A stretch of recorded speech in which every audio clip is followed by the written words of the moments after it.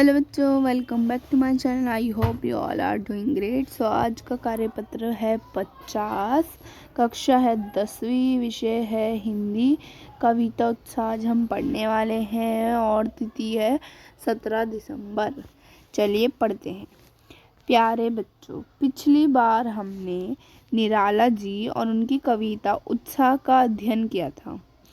आप जानते हैं इस कविता को इन्होंने भारत के युवा वर्ग को बादलों के माध्यम से जगाने की कोशिश की है।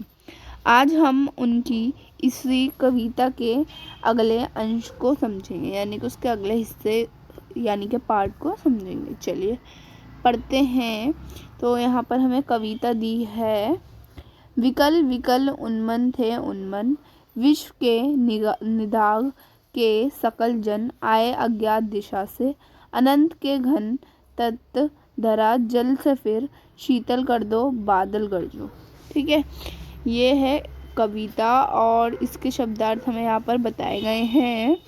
जैसे कि विकल यानी कि बेचने, उन्मन यानी कि उदास, निदाग यानी कि गर्मी, सकल यानी कि संपूर्ण, अनंत सीमाहीन, तप्त गरम। ठीक है, अब हम पढ़ेंगे भावार्थ। भावार्थ पढ़ लेते हैं।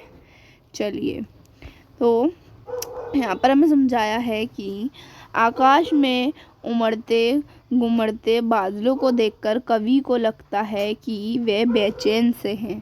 तभी उन्हें याद आता है कि समस्त धरती ही भीषण गर्मी से व्याकुल और परेशान है, कि वो भी गर्मी से परेशान है। इसलिए आकाश की अनजान दिशा से आकर काले काले बादल पूरी तपती हुई धरती को शीतलता प्रदान करने के लिए बेचैन हो रहे हैं, यानी कि वो बारिश करना चाहते हैं, इसलिए वो परेशान हो रहे हैं।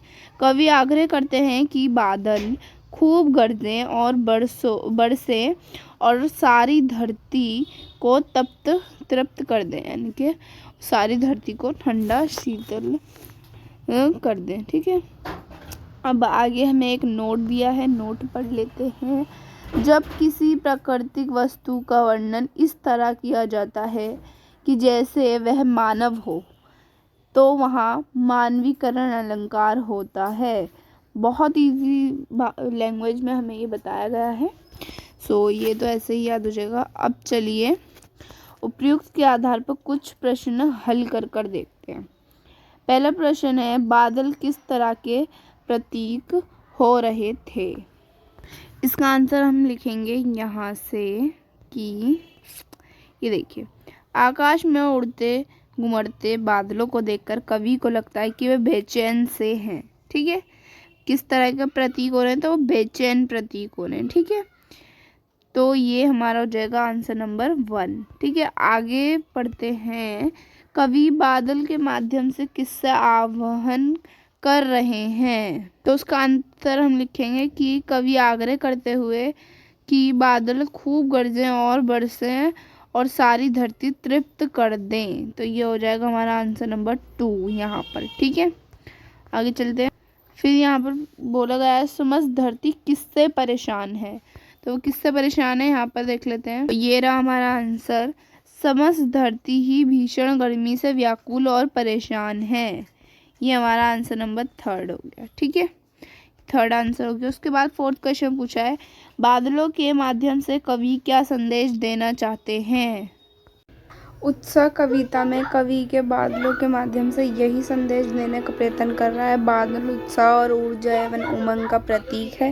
वे घोर गर्जना करते हैं और बरसते हैं, जिससे मन में उत्साह का भाव संचार होता है।